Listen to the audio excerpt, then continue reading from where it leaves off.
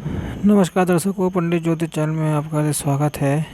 देखिए, तिलकु चतुर्थी जिसको हम लोग वरद चतुर्थी भी कहते हैं, जिसको माघ चतुर्थी माघ मास के शुक्ल पक्ष की चतुर्थी भी कहते हैं, तो इस दिन पूजन कैसे करना चाहिए इसका वीडियो रहेगा। और इसकी महिमा क्या है उसके ऊपर तो पहले वीडियो हमने बना लिया है, तो वह भी आप लोग देख लेना कि उसकी पूरा लाभ कैसे लेना चाहिए। यह पूजन आपको ना दोपहर में करना है, क्योंकि ये विनायक चतुर्थी है इसलिए, और शाम के समय जब सूर्यास्त हो तो तब भी आपको पूजन करना है। तो फटाफट हम लोग देख लेते हैं कि इस दिन पूजन में आपको क्या क्या करना चाहिए। सबसे पहले तो आपको ना पुष्प चाहिए, जो सभी पूजन में उपयोगी होते हैं।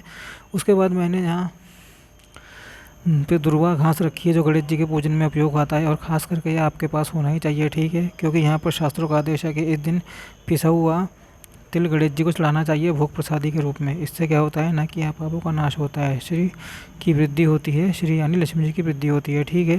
तो ये पिसा हुआ तिल है, इसको तिलपट भी कहते हैं। आपको यहाँ क्या कहते हैं आप लोग देख लेना। इसका बना हुआ मिठाई, फिर यहाँ से जो भगवान के लिए अक्षत है, यहाँ पे लाल कुमकुम है, सिंदूर है, सब आप लोग रख लेना।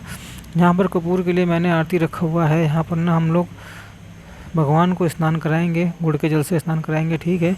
तो इसके लिए मैंने यहाँ पे जल ले लिया है। देखिए, मैंने यहाँ पर ये बड़ा इसलिए लिया है ताकि आपको दिख सके। ऐसा आप लोग आकर कर रखना कि इतना ही बड़ा आपको चाहिए। आपके पास छोटा सा प्लेट हो, छोटी सी कटोरी हो, तो उसके अंदर भी आप लोग ये सब रख सकते हैं सामग्री। मैंने यहाँ पर भगवान के श्री विग्रह भी बड़ा लिया हुआ है, इसलिए ताकि आप अच्छे से पूजा कर सको। छोटा सा श्री विग्रह आपके घरों में होना चाहिए, उस पर भी आप लोग प्रयोग कर सकते हैं।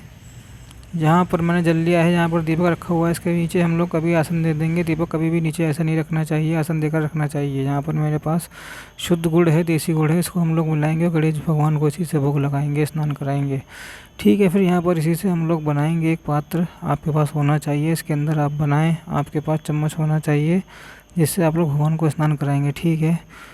आपके पास साधारण कटोरी, साधारण चम्मच भी हो सकता है। तो केवल आपको दिखाने के लिए यहाँ पर अच्छी चीज़ वस्तुएं हैं, ठीक है। तो आइए हम लोग पूजन शुरू करते हैं। देखिए, हमने सर्वप्रथम दीपक जला लिया है। नीचे मैंने अक्षत का आसन दिया है, यानी चावल का आसन रखा हुआ है दीपक के नीचे। अब सर्वप्रथम ना दीपक हम लोग इसलिए जलाते हैं ताकि हम लोग जो भी पूजन कर्म करते हैं तो अग्नि देवता उसके साक्षी के रूप में रहते हैं, ठीक है।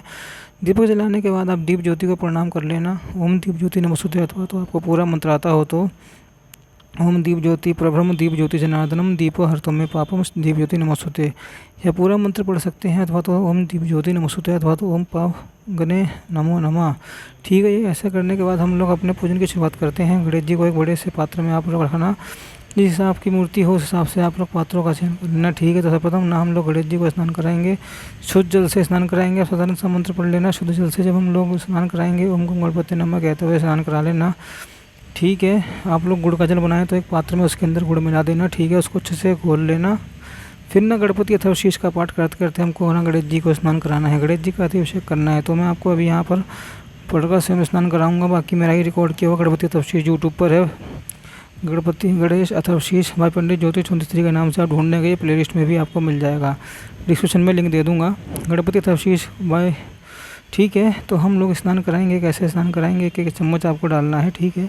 जैसे जैसे मंत्र पढ़ा जाएगा वैसे वैसे आपको डालते रहना है। मंत्र आपका चलता रहेगा और आप स्नान कराते जाइए। हरि ओम नमस्ते गणपते त्वं प्रत्यक्षं त्वस्मं तमेव केवलं कर्तासि त्वमेव केवलं धर्तासि त्वमेव केवलं हर्तासि त्वमेव सर्वं खल्विदं ब्रह्मास्त्वं साक्षात् आत्मस्तित्वं ऋचं वच मे सत्यं वच मे अवत्वं माम अवक्तारम् अवश्रोतारम अश्रोताम अवधातारम अवधातारम अवच्युतानम अवशिष्यम अवपश्चात अवपुरस्तात् अवतोत्तरात् अवदक्षिणात् अवचोचत अवधरात् सर्वतो मां पाहि मां समतात सम वामगयं त्वं चिन्मयं त्वं आनंदमयं त्वं ब्रह्ममय त्वं सच्चिदानंदद्वैतो असि त्वं प्रत्यक्षं ब्रह्मासि त्वं ज्ञानमयो विज्ञानमयो सर्वं जगदं तत्तो जाते सर्वं जगदं तत्ति सर्वं जगदं त्वं लय मिच्छति सर्वं जगदं त्वं प्रति त्वं भूम्रापो नालो नीलो न त्वं चत्वारं वादानि त्वं गणत्रयात् हे तं कलत्रयात् तं देहन्त्यातीत तं मूलाधारितो ये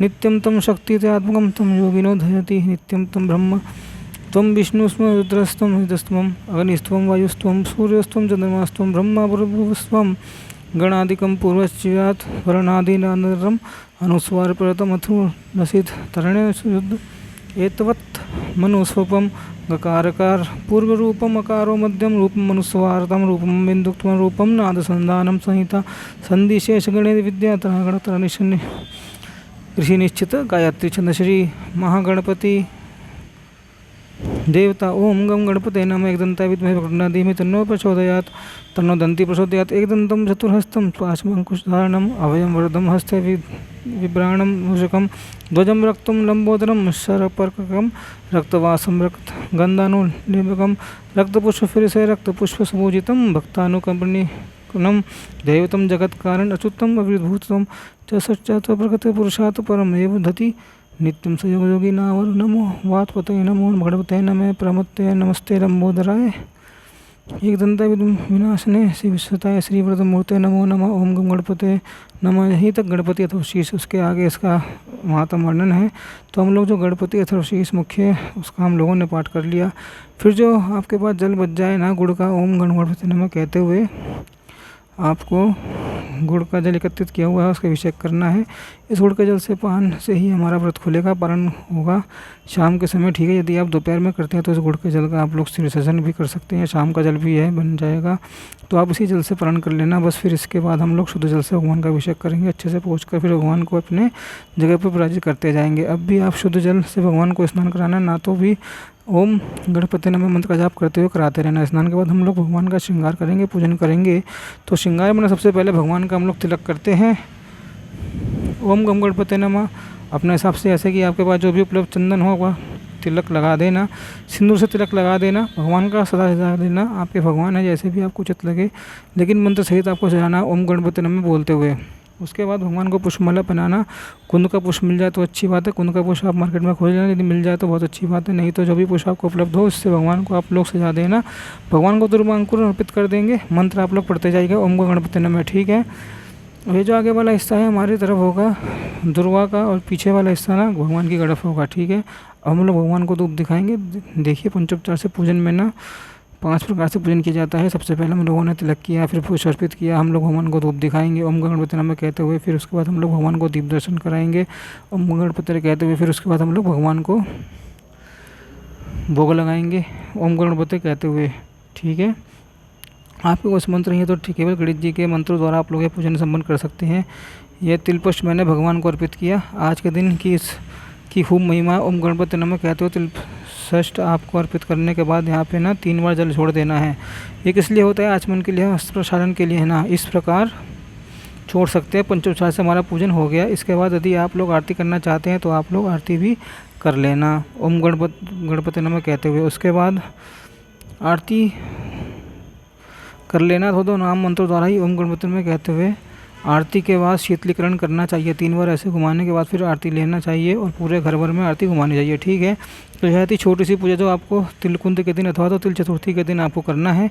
नया चतुर्थी के दिन माघ मास के शुक्ल पक्ष चतुर्थी के दिन आपको करना है। और मैं तो कहता हूँ ना कि रोज़ आप लोग ना गुड़ से गणेश जी को स्नान कराइए। इससे ना जीवन की विघ्न खत्म होते हैं। गणपति अथर्वशीष चलाकर 5 से 7 मिनट ही आपको लगेगा।